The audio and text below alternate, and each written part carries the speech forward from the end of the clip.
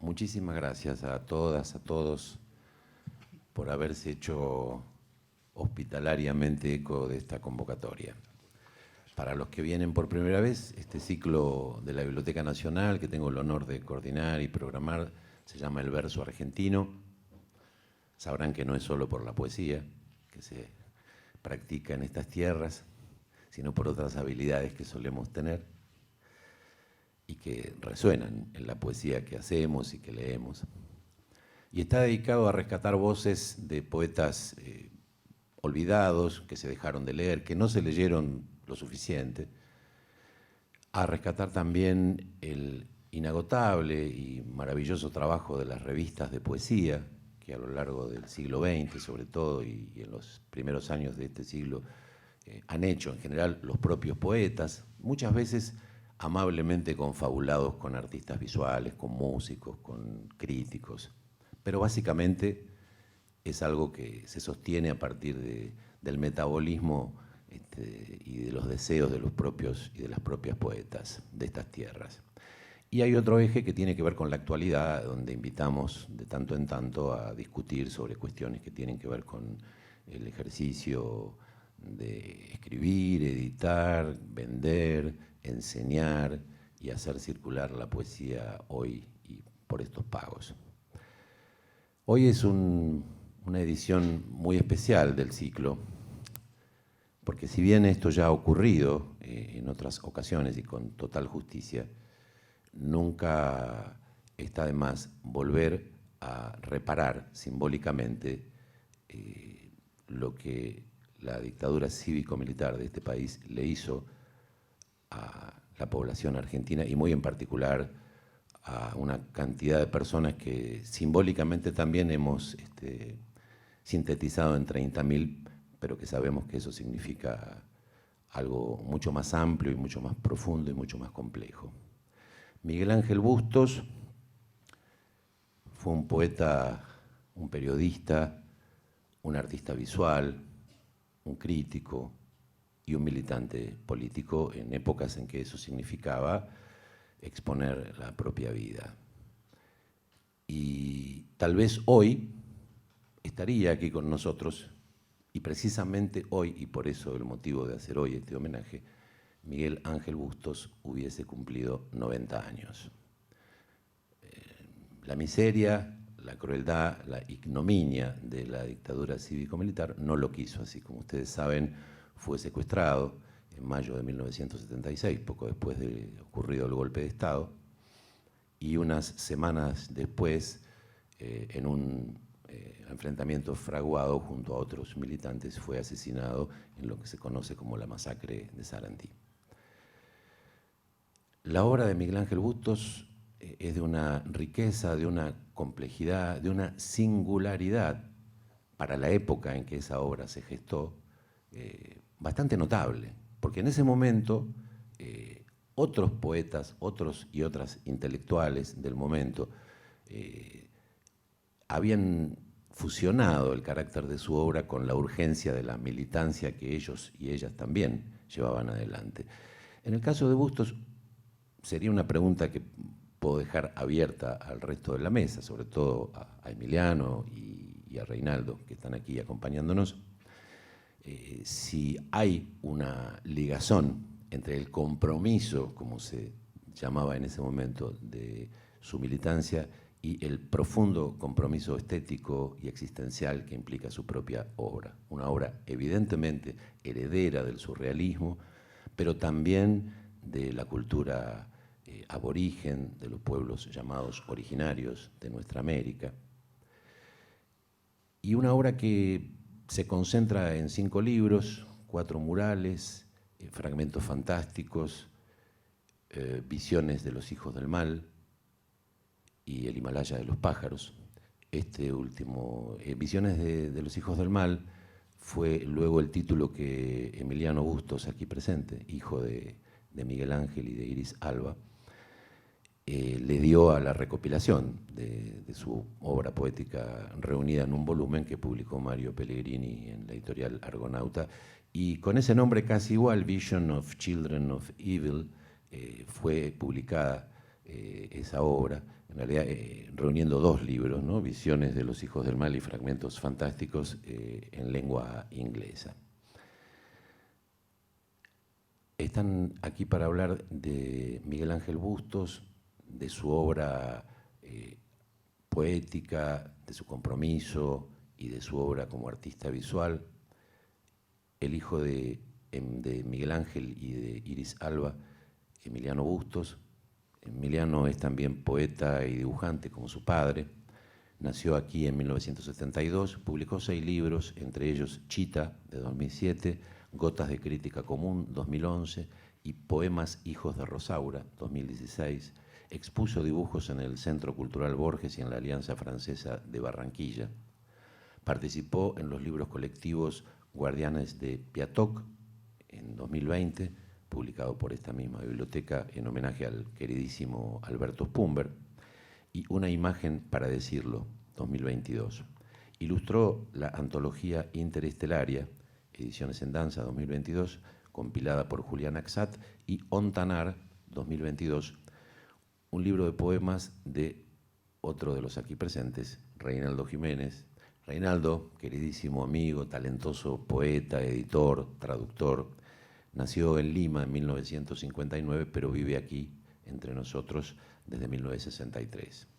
Publicó una veintena de libros de poesía y ensayo, además de traducciones magníficas de Haroldo de Campos, Paulo Leminski, Sousa Andrade, César Moro, Arnaldo Antunes, José Liviana Baptista, Giorgi de Lima, Francis Picabia y otros.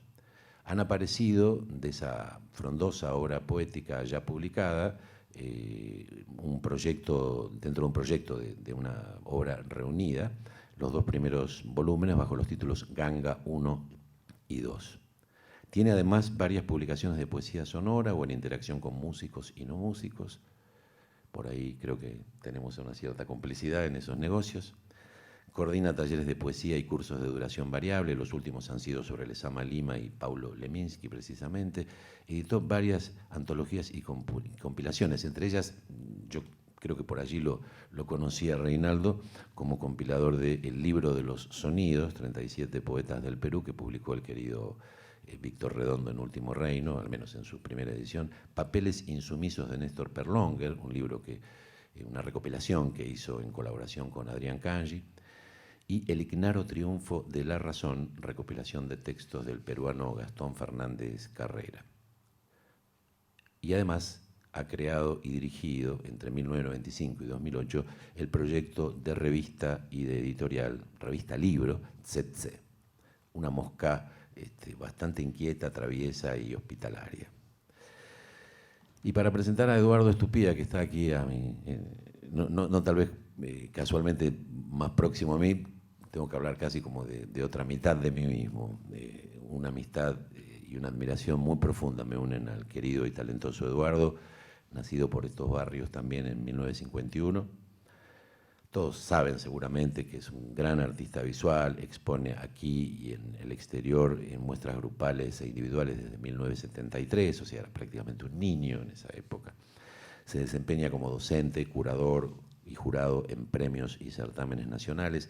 Ha escrito numerosas reseñas y ensayos sobre arte y estética, y sus obras se han exhibido en ferias como Arteba, Arco, Art Rio, Art Basel Miami y Art Basel Hong Kong. Entre los galardones que obtuvo se destacan el Gran Premio del Salón Nacional y el Gran Premio del Salón Municipal Manuel Belgrano.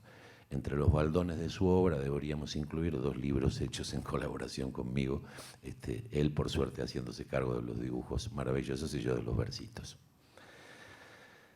Este homenaje quiere tener el tono de alegría y de celebración, sobre todo de una obra de una calidad enorme. Lo primero que vamos a hacer, para que todos y todas volvamos a tener presente la dimensión de la trayectoria y de la persona que fue Miguel Ángel Bustos, es ver un fragmento o unos fragmentos editados por los propios autores de un documental que se llama Todo es siempre ahora, y que hicieron Sebastián Vargas, aquí presente felizmente, y Eduardo Bustos. Su apellido no es una casualidad, es primo de Emiliano. Así que lo primero que hacemos entonces es ver ese fragmento para que ustedes tengan idea.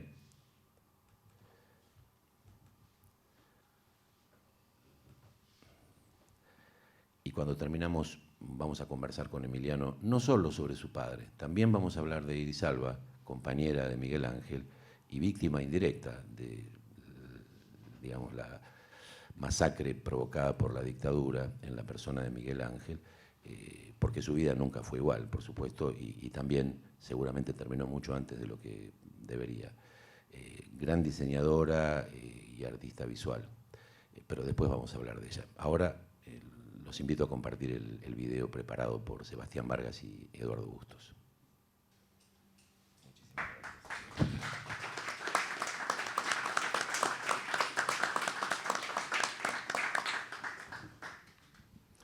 Emiliano, ¿cómo estás? Ante todo, muchísimas gracias por tu generosidad, no solo por estar presente aquí, sino por haber facilitado muchas de las cosas que hoy tenemos para compartir con el público, que reponen de alguna manera la memoria de tu padre y de su obra. Me gustaría que comentaras un poco.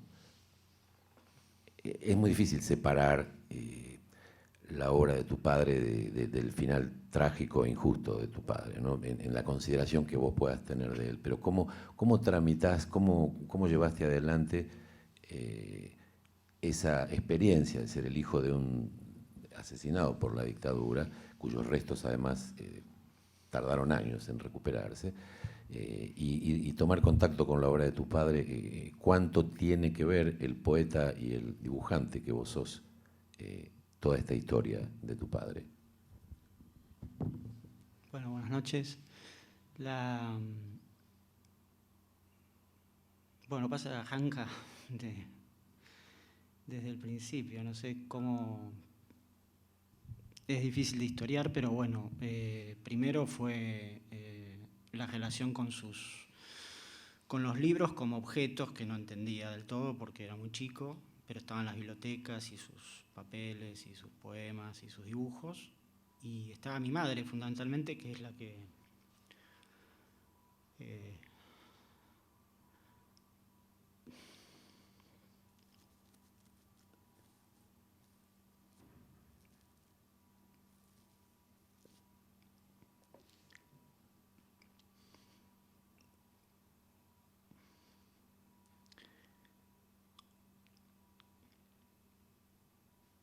bueno, últimamente me emociono.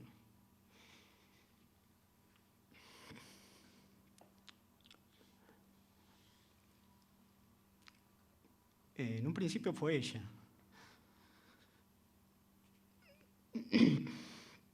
Un trabajo muy complejo, de mucho tiempo.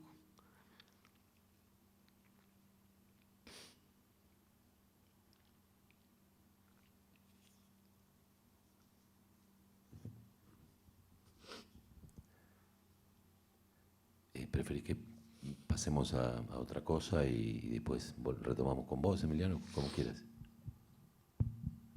Sí, No, lo que quería decir es que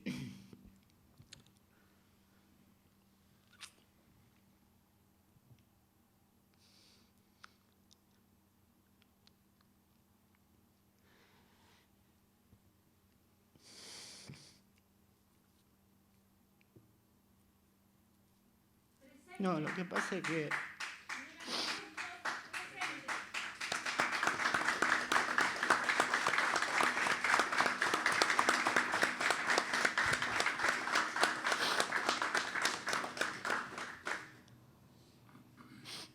perdón por el entremés. No, fue mi madre la que pudo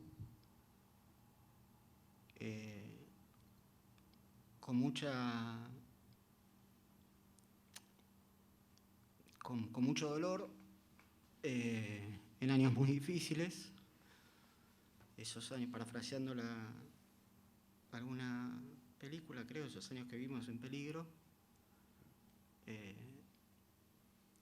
fue ella la que pudo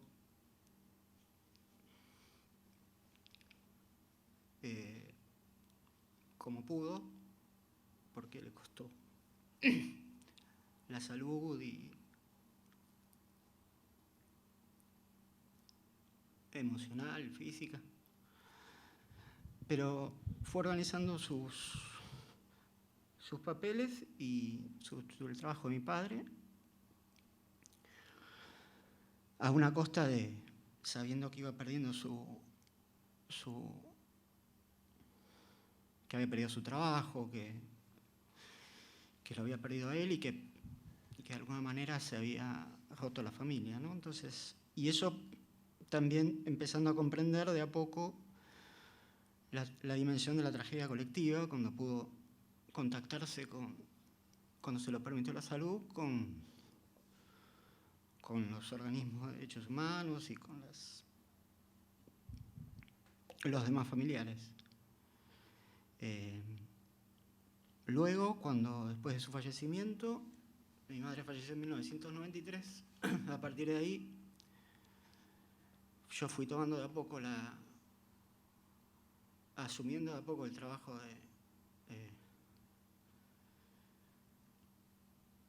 de volver a la luz la obra de mi padre, que como intentaba decir en el fragmento del documental que están preparando Sebastián y Eduardo,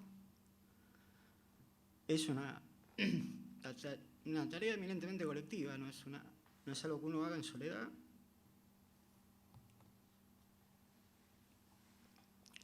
Pero hay soledades en esa tarea. Lo colectivo no aparece, es una construcción y no aparece inmediatamente. Uno tiene que inscribirse en esa tarea en la que hay otros y otras, como otros familiares que han podido recuperar también la obra de sus familiares, escritores, escritoras desaparecidos, asesinados. Y en esa tarea, bueno, se fueron apareciendo otros actores muy importantes, como José Luis Mangeri, el editor de La Rosa Blindada en los 60 y de Libros de Tierra Firme en los 90 y en los 2000. Alberto Spumber, un poeta que mencionábamos, y en un primer momento Alberto Pipino, que es un poeta de la generación del 70. Ellos tres en un primer momento, y luego Spumber y Mangeri, publican la antología Despedida de Los Ángeles en el 98, que es la primera publicación de mi padre después de recuperar la democracia. Y luego continué un poco yo en la tarea de recuperar la poesía, de reunir la poesía completa junto con Mario Pellegrini en Argonauta, que el título lo pusimos ambos, no fue una idea solamente mía. Emiliano, discúlpame, yo creí leer en algún lugar, tal vez lo soñé o me equivoqué, que además vos hiciste una recuperación de los trabajos críticos de tu padre, ¿no? Sí, un año antes, en 2007, junto con el apoyo del Centro Cultural de la Cooperación, el CCC, yo compilé el trabajo periodístico de Miguel Ángel, las notas que publicó básicamente entre el año 70 y el 76, en diferentes medios, 7 días, la revista 7 días, la revista Panorama, ambas del Grupo Abril. La Opinión. Y después en La Opinión, y por último en el Cronista Comercial. En el medio él colaboró con el quincenario Nuevo Hombre, que era la revista del FAS, del Frente Antiimperialista por el Socialismo, que formaba parte del PRT, del Partido Revolucionario de los Trabajadores. Él ahí colaboró él colabora en una etapa, yo no tengo totalmente identificado en qué momento, pero creo que entre el 71 y el 73 por lo menos hay algunas colaboraciones firmadas suyas, algún artículo, y en el número homenaje que se hace a un año de la masacre de Trelew, en agosto del 73, hay un poema suyo, Sangre de Agosto, que es dedicado a los fusilados y fusiladas en Trelew, que es versión facsimilar, o sea que se ve su letra y su firma. Él había también estado en el velatorio que se hace de 3 de las víctimas de los fusilados en Trelew en la Avenida La Plata, cuando entró la represión y sacaron a toda la gente. o sea que su compromiso se daba también en circunstancias claras y concretas.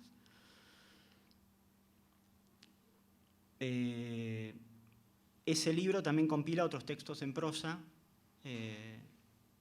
textos con los que ha trabajado también Reinaldo, textos sobre la poesía, sobre la imagen y la poesía. Hay algún contrapunto con poetas, la poesía concreta. Miguel Ángel hizo varios viajes a Brasil, a Río de Janeiro, y ahí conoció de primera mano, entre el 58, 59, 60, un poco el surgimiento de... Claro, los años en que eso estaba empezando a ocurrir, Exacto. exactamente. Después hace un viaje importante también a Perú, y ahí conoce, seguramente, yo no tengo el dato exacto de qué poetas pudo haber conocido, pero bueno, estuvo entre el año 62, 63 en Perú, así que la generación del 60 en Perú, de la que Reinaldo conoce mucho más que yo, pero que bueno, que es una generación importante y de ruptura también, como lo fue seguramente la generación del 60 acá. Te pido demasiado si te digo que trates de decir qué es para vos la poesía de tu viejo, qué es para vos el arte visual y ese vínculo tan solidario que también menciona muy bien Yuyo Noé en el fragmento de video que vimos. Bueno,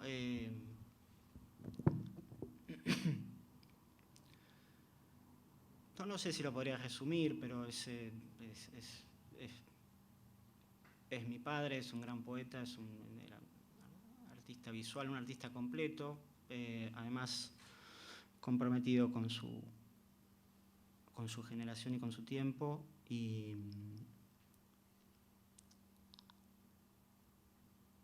y me hubiese encantado conocerlo un poco más. Eso, la verdad que fue muy poco tiempo, pero es como un sello indeleble, ¿no? ¿Lo reencontrás en tu propia poesía, en tu propio trabajo visual? ¿Conversás tu obra? ¿Sentís Sí. que conversa con esa obra? No, yo creo que somos... yo no tengo seguramente la dimensión de poeta de mi padre, somos poetas distintos. Tenemos búsquedas distintas, lógicamente, también porque somos personas distintas.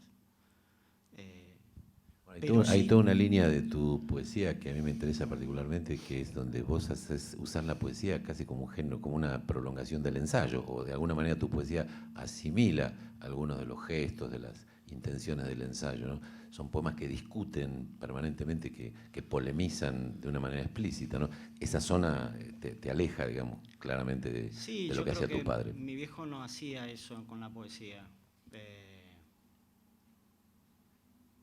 Fundamentalmente esta mirada histórica, social y política también sobre su tiempo, pero mirando hacia por lo menos en sus últimos libros, hacia las culturas precolombinas que fueron arrasadas con la llamada conquista, ¿no? Esa creo que fue su gran aventura poética de la etapa más madura de su producción.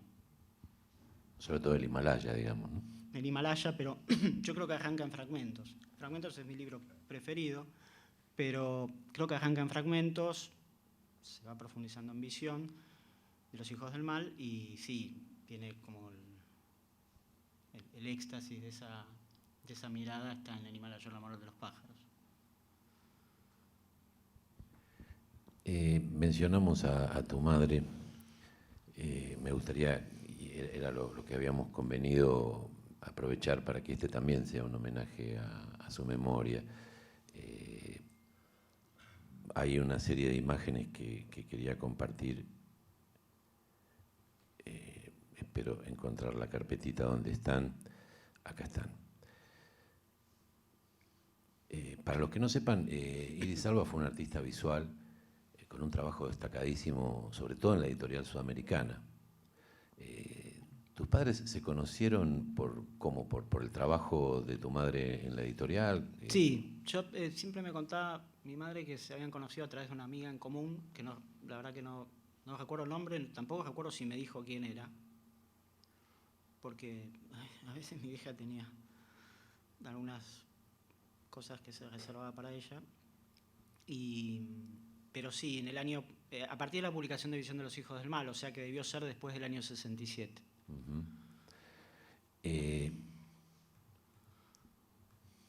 Estamos viendo ahí, cuando yo digo 100 años de soledad, ustedes piensan en esa tapa de mosaiquitos azules, celestes, que fue la tapa que finalmente se instaló a partir de la segunda edición de un diseñador que se llamaba Vicente Rojo.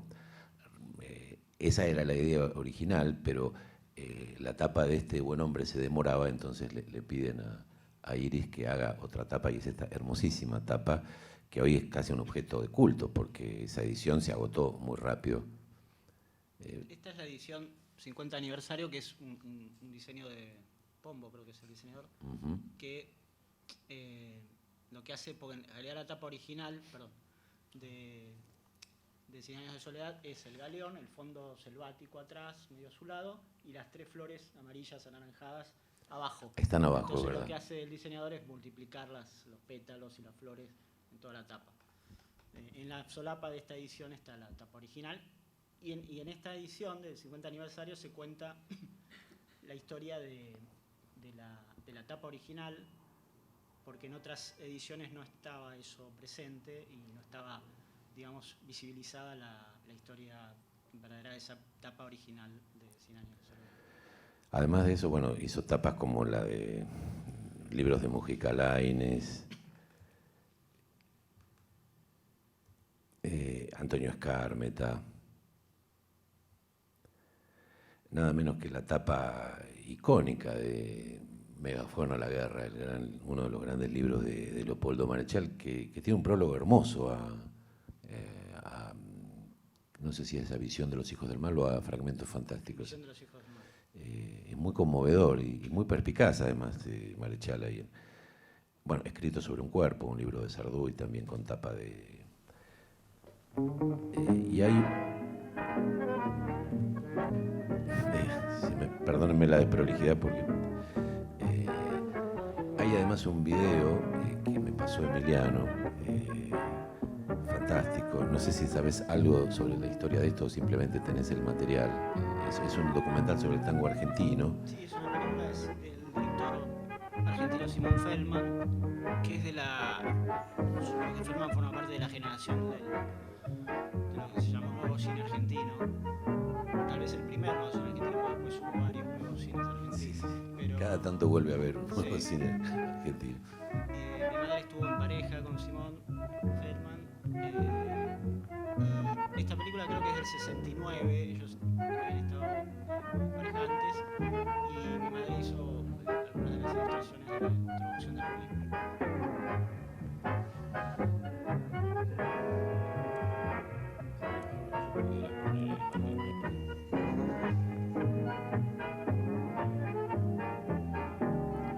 La música que escuchamos es de Piazzolla, y casi inevitablemente en esos años, ¿no?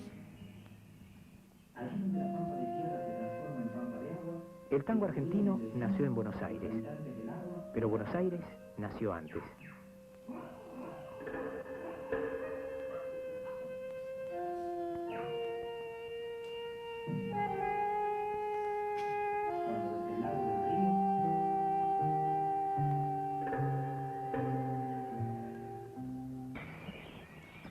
Allí donde la pampa de tierra se transforma en pampa de agua, discurrían entre sí los habitantes del agua y de la tierra.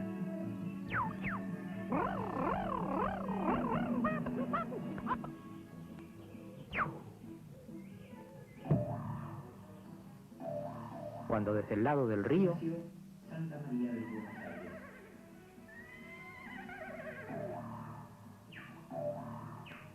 llegaron los conquistadores.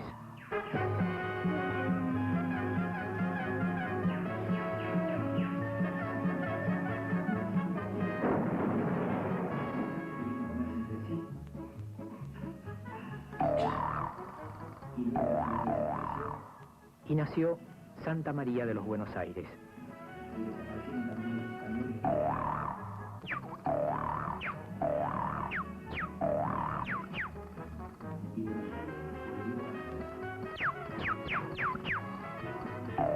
Nunca se supo cuáles fueron los Buenos Aires, porque sus habitantes debieron comerse entre sí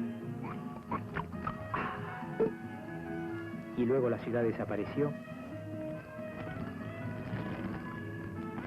y desaparecieron también los españoles que en ella quedaban.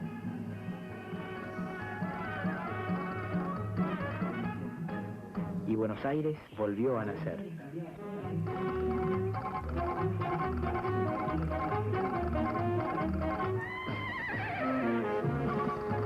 Bueno, Iris Alba. ¿Quieres agregar algo más sobre tu madre, Emiliano? No, está muy bien. Después de trabajar en Sudamericana, la despiden en el año 76 y trabajó en la editorial Orión, donde hizo algunas tapas más. Eso es, en los años de Sudamericana era en el escritorio de su mesa de trabajo en Sudamericana. Y los motivos, ahí aparece, es una foto, esa calavera de, no sé si de vaca o de... Sí. Y hay unas flores y es creo que son los motivos que aparecen en la tapa de un libro, de una colección que sacaba Sudamericana, creo que junto con MC. Y ese libro particularmente creo que es La importancia de vivir, de Lin Yutang, que es un autor que era bastante un bestseller en esa época. Sí, claro. Y aparecen esos mismos motivos, aparece una calavera, una flor, etcétera. Así que tal vez estaba trabajando. Estaría trabajando en eso, muy probablemente. Hay un artículo de Julián Axat que salió en Página 12 donde tomamos esta foto y yo tomé apuradamente, por error, también la tapa esa la del 50 aniversario y no la original, que lo pueden buscar en internet. Se llama algo así como La mujer escondida en la tapa, ¿no? Exacto. Iris Alba.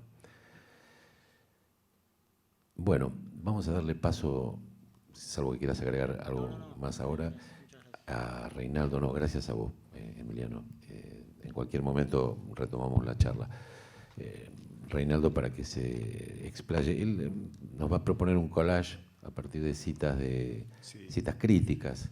Sí, justamente tomando la edición de las prosas que compiló Emiliano, algunos momentos donde Miguel Ángel reflexiona sobre su poética, que me interesa particularmente destacar el hecho de que él sería lo que hoy llamaríamos un poco presuntuosamente, pero que él lo encarna a fondo, un artista intermedial, es decir, una poesía que está muy vinculada a la imagen visual y también al sonido. Entonces, son estos fragmentos que junté para compartir con ustedes. He tratado de llegar a la anulación de todo vocablo con vocablos, llegar a un solo punto luminoso en el centro del papel, un centro de pureza en el mundo, que está en el cielo. Por eso cada texto se devora a sí mismo, es como si sufriera un arrollamiento y se fuera devorando. La última palabra se come a la primera. Quiero hacer sentir la atomicidad de los objetos, procuro adivinar su sentido. Si tomo un fruto del bosque, por ejemplo, trato de saber qué genética, qué divinidad tiene en toda la creación. El dibujo me obsesiona. ¿Qué destello o resplandor hay entre un objeto y otro? Es lo que siempre trato de pintar, ese destello que se desprende de la materia viva o muerta. Busco lo mismo en la poesía, pero pinto además porque quiero el libro total de plástica y palabra, si fuera posible en ideogramas como el japonés, el egipcio, recuperar, si es posible, ese viejo idioma ya perdido, por ejemplo, el de las piedritas en la arena. No con criterio ético, nadie le pregunta al Himalaya si es bueno o malo, nadie le pregunta eso a la montaña. Quiero comportarme como el Himalaya, como la luna, moverme con la tierra, que se mueve según leyes pitagóricas que pertenecen más a la música que a la palabra. Quiero tomar conocimiento del río en que estoy, del agua que nos rodea, donde los hombres son agua detenida. Busqué construir una especie de códice, apoyado en un texto y en dibujos, lograr lo equivalente a un ideograma chino o japonés. Pintar el verbo es mi obsesión. Obedecemos a un idioma abstracto, como en todo el occidente. No tenemos jeroglíficos como los mayas. Yo quise que este libro, el Himalaya o la moral de los pájaros, a ese se refiere, yo quise que este libro se abriera y se leyera como los sacerdotes mayas o aztecas, cuando abrían a pleno sol sus códices y leían las figuras o jeroglíficos transmutados así. El dibujo era verbo y el verbo dibujo. Los sacerdotes aquellos que en la casa de las palabras abren ruidosamente los códices, dice un viejo poema maya.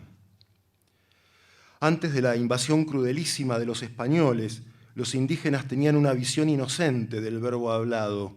Dibujaban el trazo del verbo sobre el papel como si fuera el paso de una estrella, de Venus, su diosa. No era verbo, ni dibujo, ni jeroglífico.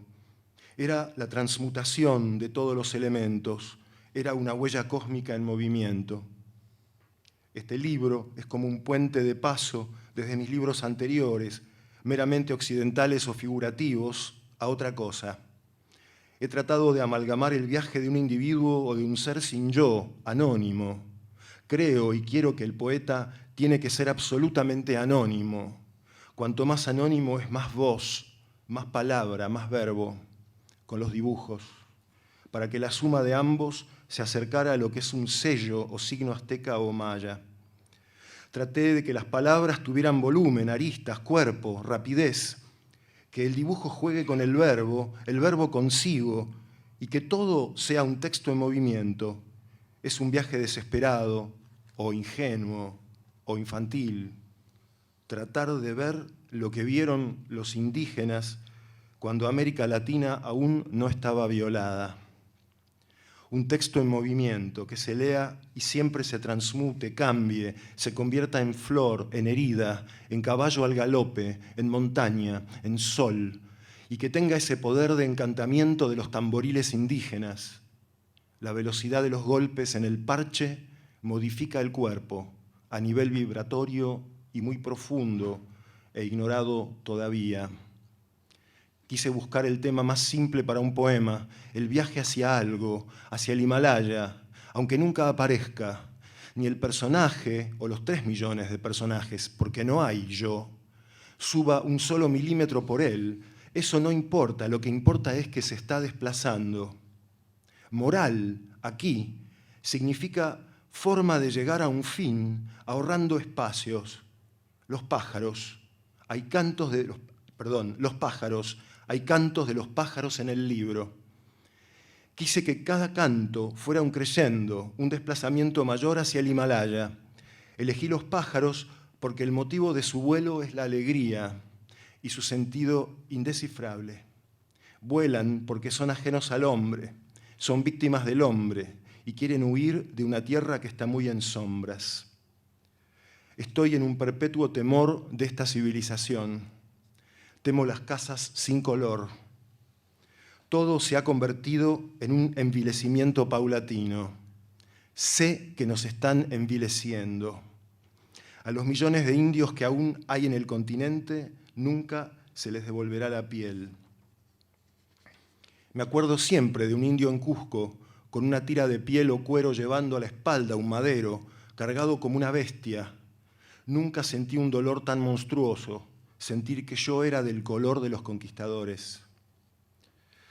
Hace 5 años comencé a dibujar, no estudié. Estoy haciendo desde entonces un diario gráfico y ya tengo 2 volúmenes completos de 500 páginas cada uno. Las imágenes corresponden a los días, en un intento de fusionarlas con lo verbal. Es la palabra dibujada, escribir en imágenes, tratar el verbo como algo manual, visible, como lo hacían los códices aztecas, y con la misma adoración por la palabra de la mística judía, de la cábala. Además, es la pintura de mis obsesiones. He dibujado casi literalmente lo que veía filmado en la pared. Cuando dibujo tengo estados a los que no sé si llamar alucinatorios. En todo caso, las imágenes aparecen ahí, sobre la pared, y yo las veo actuar y sigo su recorrido. El Himalaya lo escribí de un solo tirón, con la misma sensación de certeza, y también es una poesía como el ambiguo sentido que Rimbaud le daba a la palabra iluminación. a la vez iluminación del espíritu y pintura. En mis dibujos, concretamente, recorro el doble camino, ilumino un manuscrito y sigo el dictado de algo que me llega. Viene de la perfecta ausencia de uno mismo, de la despersonalización. Cuando uno está limitado a un yo limitado, limita lo que le llega. Pero si se hace el vacío total, si uno se vuelve cóncavo, entonces cabe la presencia de lo que debe llegar. Quisiera no darme cuenta de las cosas, pero las siento confluir todas al mismo tiempo, y este sentimiento de totalidad, si va acompañado de paz, es la santidad, y si no, es el infierno. Yo no soy un santo. Siento los perfumes y los colores como algo atroz. Me veo en manos de algo que nos desmenuza constantemente, y no puedo aceptarlo. Me opongo de todas formas a la victoria de lo que nos rodea y nos ata a la tierra. Si tengo una iluminación maravillosa, la recibo con una enorme tristeza, y su contraste con lo demás me produce una desesperación horrenda. Quisiera ser un puro. Estuve 5 años en el infierno de la pureza total, cuando estudiaba el bachillerato. Leo además mucha literatura oriental, sobre todo el Sri Aurobindo, un gran santo de la India, y los relatos hasídicos judíos, su extraordinaria vitalidad, desesperación y superación en la alegría. Yo nunca he conocido la serenidad, hasta he buscado castigarme, pegarme balazos, pero las cosas son burocráticas hasta en el terreno del dolor. Hay un escalafón para el sufrimiento, imposible escapar.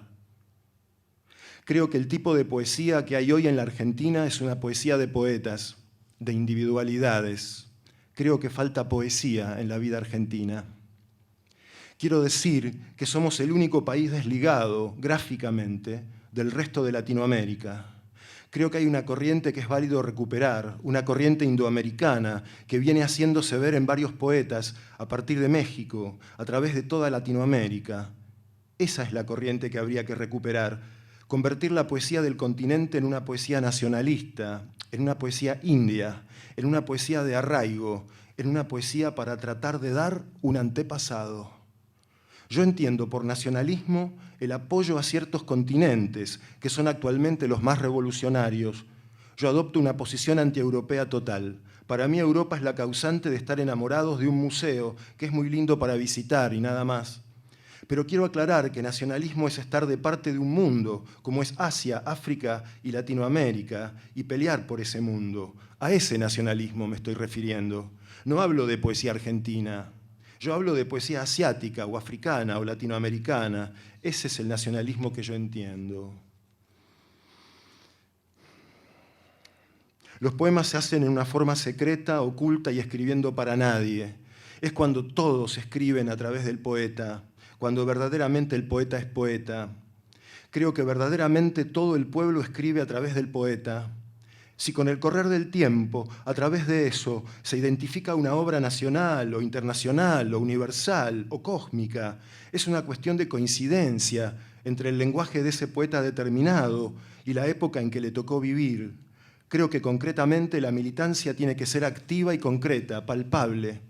En mi caso, yo, ya lo he dicho, me subordino a la dirección que ha adoptado un mundo que yo llamaría, para darle un nombre, el tercer mundo. Y creo que más claro que eso no sé. No creo que es derecha ni de izquierda. Es gente de un nuevo continente. Perdón, no creo que es de derecha ni de izquierda. Es gente de un nuevo continente que está despertando, nada más, de juventudes que están despertando. Yo no entiendo mi tristeza, así tampoco puedo entender a mi poesía. Está escrito tal cual se desplaza en el papel, como si yo hiciera una cábala, una estrella en el papel. No es una cosa como si yo tuviera un derrotero, se impone. Puedo decir en cuanto a forma, en cuanto a oficio, que eso es hablar de artesanía, y es importante, pero en cuanto se hace la poesía, no sé, yo la desconozco, o por lo menos quiero desconocerla, para no encontrar que ya no hay más cosas que conocer. ¿Qué es la imagen sino el movimiento siempre andando, agua de un mar a otro mar, átomo de la palabra? Nuestras palabras las tallamos en el taller. El material lo conseguimos sin saber cómo, en la calle, sufriendo, riendo. Taller y material pueden estar contenidos y maduros en 1 minuto o 5 años. Todo depende de velocidad, peso y ritmo. Ahora bien, una imagen nos roza el ojo izquierdo y cae polvorienta en la lengua, agria. Duerme en la lengua, la tragamos. Necesario fue que casi la olvidáramos para que se fundiera en aquella palabra que nos dolió tanto. Sube la palabra sin polvo, unida a algo elástico y vivo. Este fluir construyendo, esta imaginería, este fenómeno se podría realizar ante los ojos de la gente como yo me lo realizo ante mis propios ojos, si nos hiciéramos instrumentos del fenómeno poético y dibujáramos sobre una película lo que nos sucede cuando escribimos, no explicáramos, tendríamos que ser mudos en cuanto a explicación se refiere. Como una pluma choca contra la frente, cae, nos desborda la boca, se hunde lejos y ya no es pluma, nada, es nieve, hombro, axila suave, piel con la piel o piel con piel, y vuelve hecha a la boca, cae en las manos. Darle años, hacer eterno este pan junto al mar. Lograríamos de esta forma tal vez dibujar el fenómeno poético, capturaríamos quizá llevándolo adentro nuestro, a nuestros ojos, a que mire con nosotros cómo se hace un poema al público, esa novia.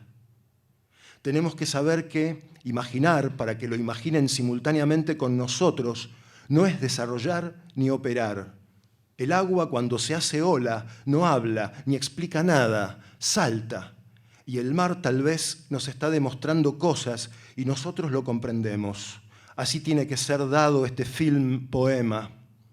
Lograr que nuestro ojo asaltante suba a la pantalla y comience a escribir su poema y la gente entienda todo lo que trae la palabra agua, sangre, piedra, niño, desnuda, sombra y siga. ¿Ves aquella línea que se duerme? ¿Ves? Aquella esfera que cae, las piedras, las espaldas cansadas. Hasta que comience a sentir la esfera, la espalda, la sangre, la piedra y sepa por qué esa línea arrebató la esfera y la engulló con un tono bajo de guitarra. Comenzará a construir dibujando con nosotros el poema. ¿Para qué entonces la palabra que no sea poema, la palabra que explique, si ya se está dando puro y desnudo el poema con su imagen hablando en imágenes? Escribo sobre medios técnicos en la poesía, los nuevos planos que tiene que explorar, los nuevos espacios de dolor, los nuevos colores. El poeta sale, cualquiera de nosotros, ha traído 400.000 imágenes en forma de elementos en bruto, simultaneidad de formas afiladas, punzantes. Puede pasar 1 año, 2, el poeta no recibe imágenes elaboradas, un poeta nunca acorrala las imágenes, se mueren como gorriones. El poeta nunca da de comer a las imágenes, engordan, no piensan, ellas solas buscan la comida, como gorriones. El poeta que sabe les da plazas abiertas, ciudades, túneles de acero, y echa, eso sí, como un dios primitivo, algunos torrentes de materia cruda. Con sus dientes diminutos arman sus refugios, comen como gorriones, pero van a crecer. El sueño transforma estos blancos gorriones, pero va a llegar el invierno. Morirán estos gorriones, según qué plazas abiertas, qué túneles, qué ciudades hayan tenido sus pájaros, serán sus imágenes nacidas al choque de aquel elemento que las haga transmutarse.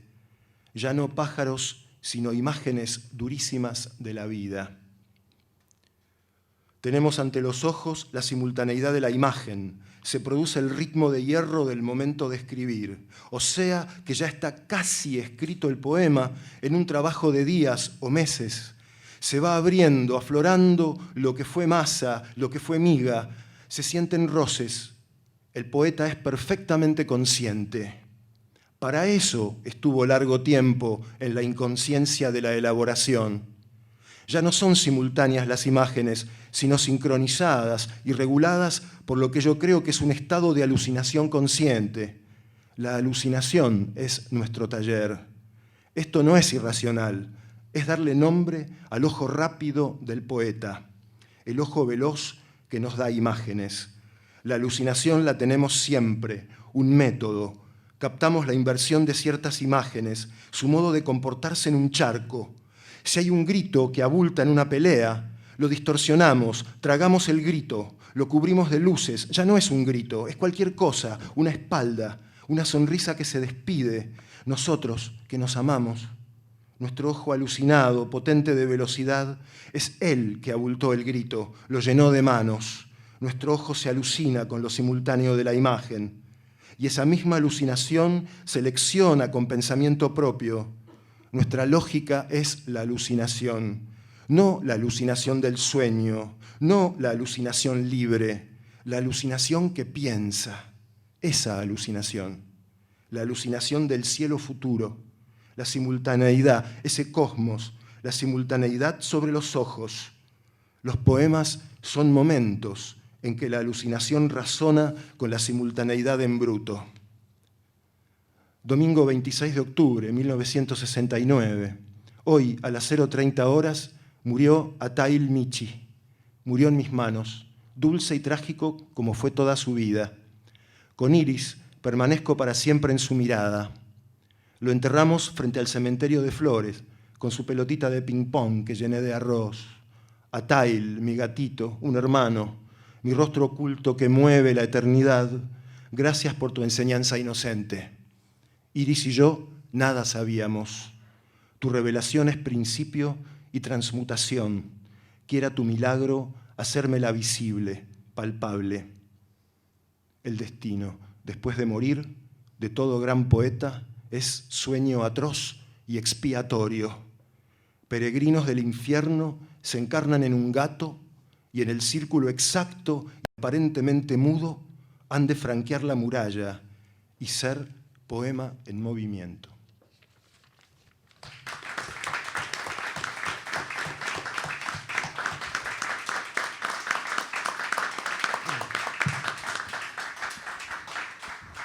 Bueno, no siempre uno tiene la posibilidad de que un poeta se justifique a sí mismo, como en este caso. Le agradezco muchísimo a Reinaldo que haya tenido, se haya tomado el trabajo de recolectar estos momentos de una lucidez extrema, de alucinación en el sentido que la entendía el propio Miguel Ángel Bustos, la alucinación que piensa. Y hablando de pensar, la línea Piensa se llama el ciclo de artes visuales que Eduardo Estupía junto con Luis Felipe Noé organizan desde hace ya unos cuantos años en el Centro Cultural Borges. Allí, hace unos años, se hizo una muestra donde convivieron y dialogaron de alguna forma las obras visuales, pero también algunos de estos documentos teóricos del propio Miguel Ángel Bustos con la obra de Emiliano. Me gustaría que Eduardo, ahora PowerPoint en mano, no sé si querés pasarte acá. Sí, creo que desde acá podemos abrir el... Esto que están viendo es un disco del Cuarteto Cedrón, el Tata lo hemos tenido en el video al principio. Él musicalizó poemas de tu padre, ¿no? Por lo menos uno. Que yo... Los poemas de Corazón de Pirafuel. Exactamente.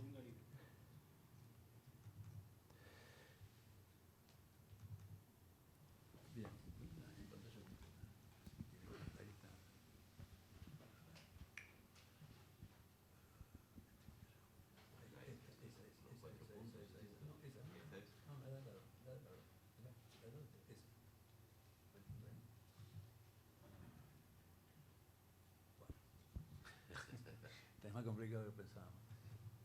A ver ahí.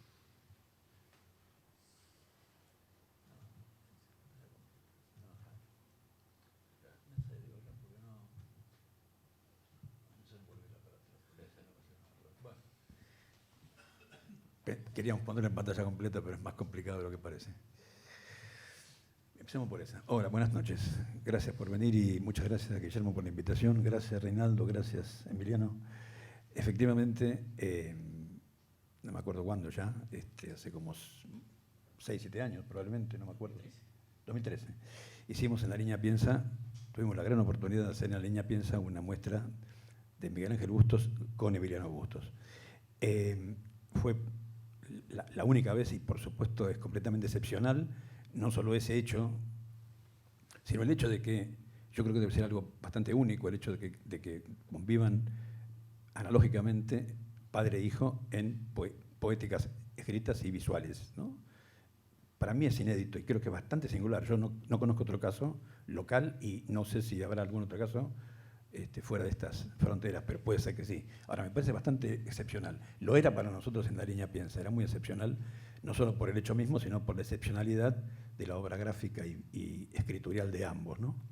Pero en realidad, personalmente, esto empieza mucho antes, de una manera azarosa. Yo trabajaba en el año 73 en una librería de Corrientes, que se llamaba Discépolo, una librería llamada de las llamadas librerías de oferta, no de libros usados, sino más bien de saldos, ¿no? Era de la cadena de Schwartz. Pero además Corrientes en esa época era un lugar extraordinario en el sentido de que había circulación profusa todos los días de la semana hasta altas horas de la noche. Yo de hecho trabajaba de 5 a 1 de la mañana todos los días, menos los domingos.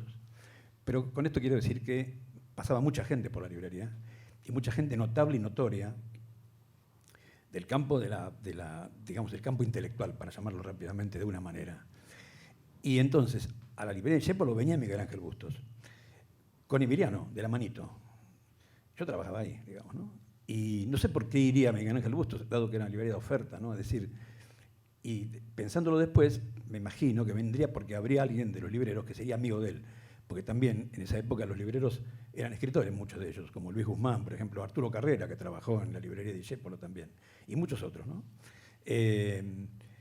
Yo creo que después, pensándolo más todavía, pensé que Emiliano era amigo de Roberto Lucas, un periodista, y dije, perdón, quise decir Miguel Ángel, era amigo de Roberto Lucas, que trabajaba con nosotros. Bueno, no importa.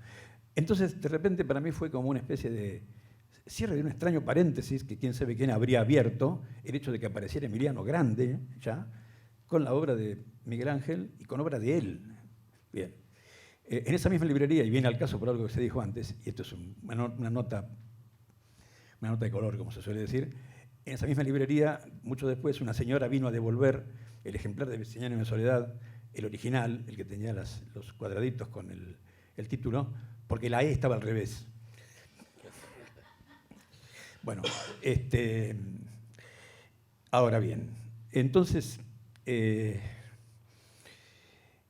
también hubo un episodio que viene al caso por lo político, cuando hicimos La Niña Piensa. Y esto es un episodio ingrato, pero lo voy a contar porque es justo que lo cuente. Y es justo porque de algún modo es una deuda que todavía tenemos con Emiliano, en cierto sentido, lo digo de verdad. Fue la única vez en toda la historia del ciclo. El ciclo lleva ahora 117 muestras y en esa época la muestra fue la número 96, creo. 69, claro, exactamente al revés. Bueno, la 69. Nunca nos había pasado que nos hubieran robado un dibujo. Yo tengo mi interpretación que fue un hecho vandálico, porque en la puesta en escena de la muestra se contó la historia de Miguel Ángel Bustos y de su desaparición, digamos, ¿no? Se la contó someramente, no se hizo una gran declaración política, pero estuvo contada en el contexto de la muestra y nunca nos había pasado ni nos volvió a pasar. Entonces yo creo que ese sí fue un hecho vandálico, lo cual abona este prólogo que Guillermo hizo en cuanto a también la tragedia de la dictadura y el modo simbólico y potente en el que figura como Miguel Ángel Bustos todavía seguían operando en el tiempo presente, al punto de que seguramente un hecho vandálico hizo que robaran un dibujo, ¿no? Bueno, es muy difícil hablar de los dibujos y de la obra visual, ¿no? Reinaldo leyó párrafos extraordinarios de Miguel Ángel Bustos, donde desliza, uno diría, una especie de arte poética, ¿no? Y más bien uno diría que uno la escucha muy emparentada con la escritura. También uno la puede acercar al dibujo, ¿no? Pero el dibujo medio se evade de eso. O bien es difícil, digamos, poder hablar del modo en que hemos escuchado que Miguel Ángel Bustos hablaba de su escritura, del dibujo, ¿no? Bien. Ahora, el dibujo de Miguel Ángel, ante todo, de todas maneras digo, puse ese dibujo porque es un dibujo de Emiliano cuando chico, y al lado está la palabra Emiliano, escrita seguramente por Miguel Ángel. Me gustaba la cuestión de que estuviera los manuscritos del padre presentando el dibujo del hijo, de que no vamos a mostrar dibujos hoy, vamos a mostrar de Miguel Ángel.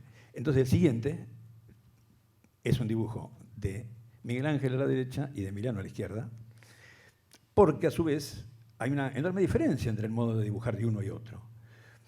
Porque también los linajes no son miméticos, ¿no? Los linajes son fenoménicos. Es decir, Miguel Ángel dibujó como dibujó y Emiliano dibujó como dibujó. Hay un emparentamiento cosanguíneo, pero también hay muchas diferencias, ¿no? Como en la poesía, como dijo Guillermo, en el modo de desarrollar lo escrito, ¿no? Ahora, el tipo de dibujo de Miguel Ángel, y no tanto el de Emiliano, el de Miguel Ángel especialmente, uno lo emparentaría con estos dibujos, vamos a decir, entre surreales, fantasiosos, fantásticos, espiritualistas, vamos a decir, trascendentalistas. Lo digo apoyándome en cosas que yo sé de la poesía de Miguel Ángel, pero más bien de cosas de la fenomenología de su dibujo, ¿no? Y al mismo tiempo uno ahí inmediatamente empieza a pensar en esta cuestión de lo automático y del trance. De nuevo, alimentado por la poesía de Miguel Ángel, uno diría, bueno, claro, un hombre que tiene un libro llamado, por ejemplo, Himalaya o La moral de los pájaros, es un hombre emparentado con cierta iconografía, afín a ciertas culturas, eventualmente budistas, eventualmente orientalistas. Muy bien. Por supuesto que sí, porque eso existe como retórica y como resonancia. Pero al mismo tiempo, también está esta cuestión del automatismo, ¿no? De aquello que, bajo determinadas condiciones de percepción o de cognición, se conecta con algún tipo de umbral o de aljibe profundo y sale. Yo creo que no es que no suceda esto. Me parece un poco fácil y sospechoso simplemente acorralar, por decirlo así, cualquier lectura visual a esta especie de operación, ¿no es cierto?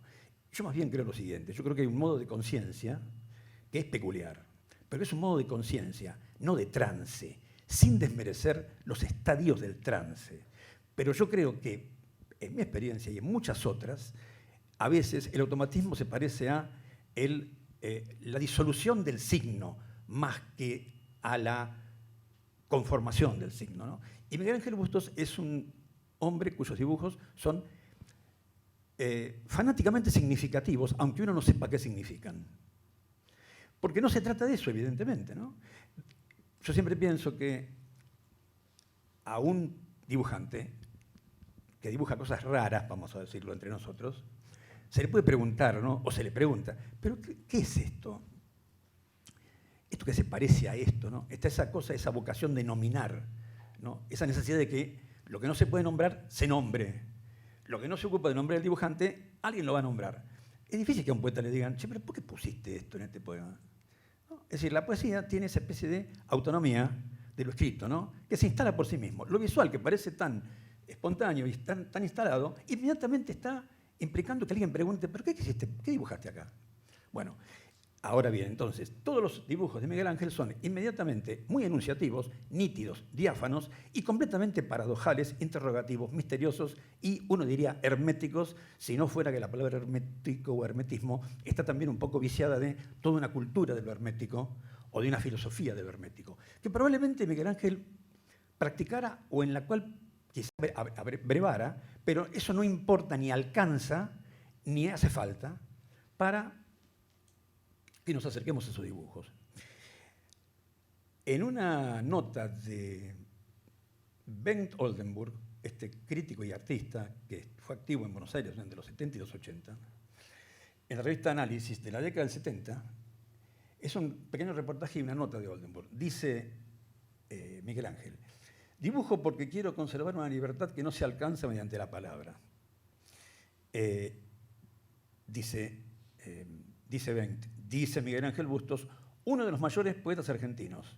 Sonríe, dice Oldenburg, ante la referencia a una hipótesis de Claude Lévi-Strauss, según la cual la función primaria del escribir como medio de comunicación sería el facilitar el esclavizamiento de otros seres humanos.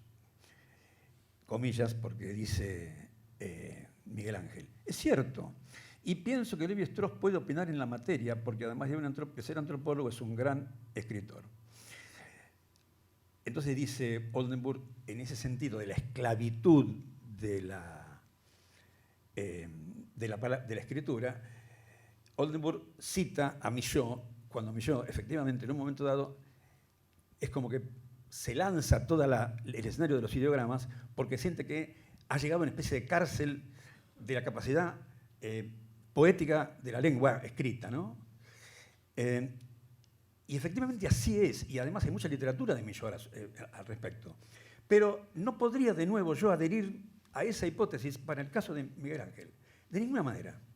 Yo creo que en Miguel Ángel convivían, me parece a mí, que de una manera luminosa y completamente productiva, pero fenomenalmente productiva, una obra gráfica completamente misteriosa e inclasificable, y una poesía de la que yo no puedo hablar, digamos, ¿no? Porque no tengo la capacidad, pero que me parece igualmente extraordinariamente singular y de una enorme altura, ¿no? Y también inapresable e inasible, ¿no es cierto? Bueno, veamos un poquito algunas imágenes. Todo el tiempo estamos viendo algo que parece improvisado, parece al mismo tiempo riguroso, al mismo tiempo parece iconográficamente cercano a algún campo de referencia que nos es perfectamente desconocido y al mismo tiempo familiar, porque tiene también algo del dibujo, entre comillas, no del dibujo infantil, del dibujo espontáneo y de lo iletrado. En ese sentido, ciertos modos de dibujar se saltean por su cuenta cualquier arquitectura más establecida. Se saltean per se, porque en la manera de dibujar está el gran salto a aquella prisión presunta que podía implicar una relación con un cuerpo escritorial, digamos, ¿no? O con algunos contenidos. La verdad es que yo no podía saber cuáles son los contenidos de la obra gráfica de Miguel Ángel Bustos. Ni siquiera creo que haya que interrogarse tan específicamente acerca de los contenidos. Me parece más bien que siempre me pareció, en este tipo de dibujante, de artista, que la cuestión es emparentarse con el fenómeno, porque el fenómeno es una especie de situación abierta, sin interpretación, uno diría sin explicación, pero ni siquiera, sin necesidad de acotarlo a otro campo que no sea el campo de sí mismo, ¿no es cierto? Un poquito más. Bueno, y tenía, como podemos ver, también una especie de desarrollo escénico, ¿no? Él, digamos, como estos dibujantes que no tienen inhibiciones en el fondo, ni tampoco tienen el super yo de la composición o el super yo del buen dibujo, siendo que es un dibujante de una línea extraordinaria, pero son esas raras magias del fenómeno, justamente, ¿no? Que de repente esa línea viene de algún lado, que no es el saber dibujar. César Aira dice una cosa que a mí me parece que puede ser disparatada, pero me parece que tiene un grado de verdad. Dice, los chicos dibujan cualquier cosa porque no saben dibujar. Claro, digo, el chico piensa, viene He-Man con 5 elefantes y 200 pájaros verdes y viene como mi papá, y dicen eso y lo dibujan, porque no saben dibujar. Si supieran dibujar, empezarían a pensar, ¿y cómo dibujo esto? ¿Y cómo hago esto?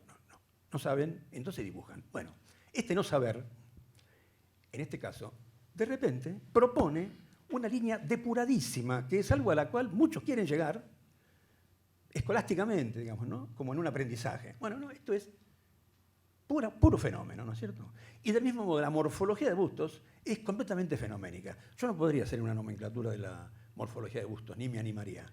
Ni siquiera ya me parece excesivo haberla emparentado con algún campo de referencia gráfico, histórico, digamos, ¿no? Por supuesto que sucede eso, ¿no? Pero a mí me parece que hay una gran autonomía y uno diría una gran libertad, si no fuera la palabra que de tan buena prensa que tiene, ya muchas veces no quiere decir nada, ¿no es cierto? Entonces, a ver un poquito más. Bien. Y también yo siempre pienso en esta cuestión de aprovechar del plano todo lo que se pueda, ¿no? Es decir, no retirarse del dibujo hasta que hemos aprovechado al máximo lo que ese momento de ese dibujo en ese plano nos da, o lo que hemos podido producir. Yo creo que Miguel Ángel siempre, los dibujos de Miguel Ángel siempre son,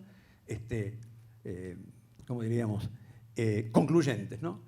El dibujo ha concluido y no tenemos ninguna duda de que ha concluido. A ver. Relaciones, vinculaciones, misteriosas también, musicales, contrapuntísticas, de proporciones, de dimensiones, fisonomías, ¿no? Él va, él avanza, ¿no? Él avanza. Dale. Por supuesto, de repente, hay que llevarlo un poquito, si uno quiere, al linaje, ¿no? De pintores o escritores o poetas que dibujan, ¿no? Y hay centenares, ¿no? Como un poco dice Oldenburg en la nota. Pero entonces están aquellos que tienen mucho emparentamiento en el campo gráfico con lo que proponen en el campo escritorial, como William Blake, ¿no? Que es una unidad. Y después están los que, digamos, como Hermann Hesse, por ejemplo, que escribía lo que escribía, después pintaba paisajes. Se comportaba como un pintor de domingo, pero digo esto no como una desvalorización, sino como un género, y escribía después lo que escribía, ¿no?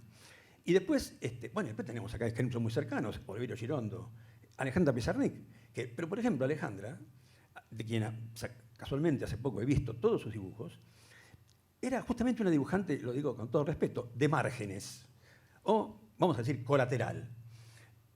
Porque lo era, y eran muy buenos dibujos, ¿no? Pero era una especie de colateralidad, con muchísima presencia del yo, el yo que dibuja, ¿no? Miguel Ángel no es el yo que dibuja, algo dibuja a través de él. Entonces, en el caso de él, no se puede separar nada de la obra, ¿no? Nada de la obra. Aunque efectivamente, dije antes y vuelvo a decir, yo no podría hablar del mismo modo de la obra escrita que de la obra gráfica, porque son específicas. Sin embargo, esa especificidad es indistinguible si uno quiere hacer una operación, digamos, quirúrgica y decir, a ver, este tipo escribe así, ¿y por qué dibuja así? No se puede. Afortunadamente no se puede. Y después están también, por supuesto, uno diría ligazones o resonancias epocales o de sus gustos. Probablemente le gustaría Paul Klee, probablemente pudo haber visto los dibujos de Lorca, como quién no los vio, digamos, ¿no? O por otro lado, quién no vio a Klee en cualquier campo poético en el que se manifieste, ¿no? Klee es como es imposible evitarlo, digamos, ¿no? Así que, si vemos algún dibujo, pasá justamente este que viene. Bueno, y podemos ir viendo ya. Yo quisiera, justamente, encontré acá, se menciona Marechal, vos mencionaste a Marechal, ¿no es cierto? Encontré acá en este catálogo, que esto gracias a Emiliano, que nos trajo un montón de documentos, hicimos un catálogo libro cuando fue la muestra. Hay un texto, hay una crítica, un prólogo de Marechal a los... Un fragmento del prólogo. Sí, un fragmento del prólogo de Marechal a la visión de los hijos del mal. Es lindo, es muy revelador. Dice, conocí a Miguel Ángel Bustos el día en que llegó a mi casa, sin anuncios ni presentaciones, en busca de una comunión espiritual que había presentido él como rigurosamente necesaria. No era un derrotado, sino un agonista de su mundo interior y a la vez del mundo externo que compartimos todos. Y esas dos agonías, cuando se dan en un auténtico poeta, se traducen en una serie de batallas y de contradicciones íntimas que hallan su ineludible manifestación en el verbo, apenas el artífice convierte la materia de su dolor en la materia de su arte. Bueno, por supuesto que abunda en conceptos de la poesía y metafísica, pero después dice, de tal manera que el artífice, si lo es de verdad, se convierte en un pontífice o constructor de puentes metafísicos y normalmente lo hace merced al solo dictado de su vocación y sin tener conciencia de la felicidad y el dramatismo que se maneja en su arte. Pero el drama se hace consciente, no bien el artífice se quema en el fuego con que trabaja y que al fin de cuentas es su propio fuego, y cuando tiene una conciencia real del porqué y el cómo de su propia cremación. Bueno, veamos un par de dibujos más. Y yo voy a leer una pequeña cosita de Miguel Ángel.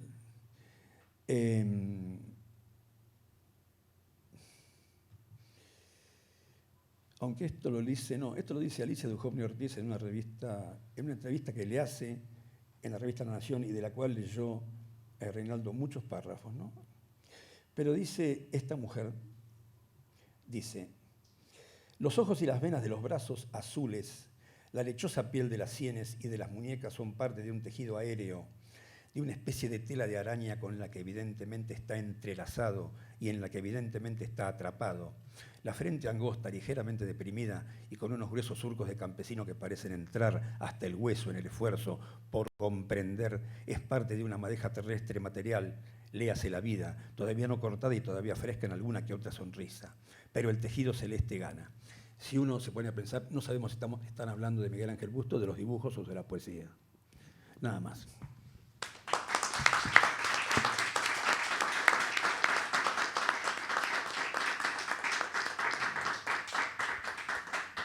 Excepcional, excepcional comentario, Eduardo, muchísimas gracias. Yo creo que para ir cerrando, me gustaría terminar con la lectura de un poema. Este poema está incluido en Fragmentos Fantásticos, el libro que tanto a Emiliano como a mí es el que más nos gusta de Miguel Ángel. Vamos a terminar después de eso con la voz del propio Miguel Ángel recitando dos poemas. Uno que se lo dedica a Iris, a su mujer, un poema de Goethe, y otro, el famoso poema del tigre de Blake, que se lo dedica a Emiliano. Pero primero leemos este poema del propio Miguel Ángel. Arreglo con frutas e instrumentos de viento. Naranjos. ¿Hasta cuándo serán naranjos las calles del Tigre y no el corazón de mi amor? Pulpa de tu tremenda boca la toqué y se fue por la noche entre los naranjos. Volvió para pegarme como la rama más débil o la ola más fría, iniciando la tormenta. Y yo que creí que nos pondríamos juntos en nuestra vida de 1000 años. Apaga lamento de hierro y bronce entre los naranjos. Ahí voy, lava tu cuerpo y vamos. Ah, santa piel, el joven mundo nuestro. Perdón, ah, santa piel, joven, el mundo será nuestro.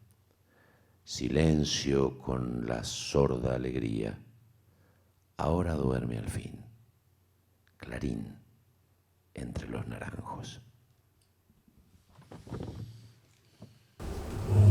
Quiero leerte para vos el poema de Goethe.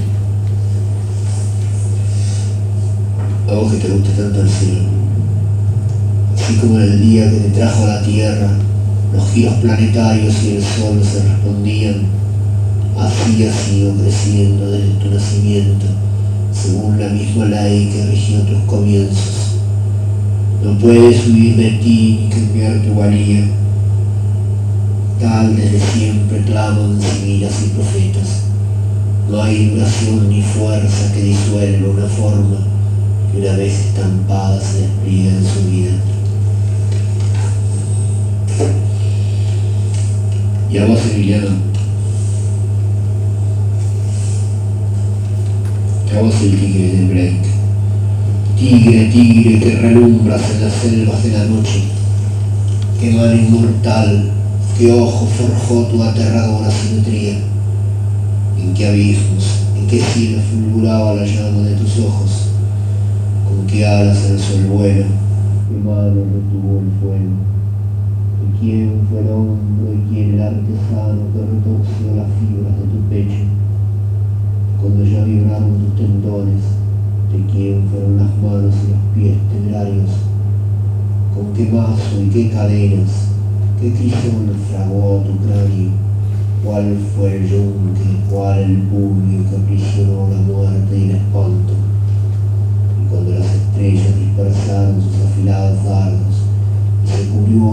noche con su llanto, sonrió de ver su obra consumada, y que formó el cordero te hizo a ti, tigre, tigre que relumbras en las selvas de la noche, qué mano inmortal, qué ojo forjó tu aterradora simetría.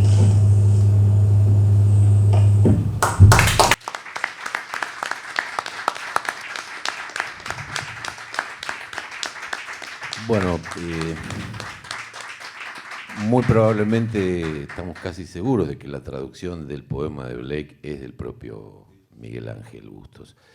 Les agradezco mucho, Emiliano, de todo corazón, tu generosidad para estar hoy aquí.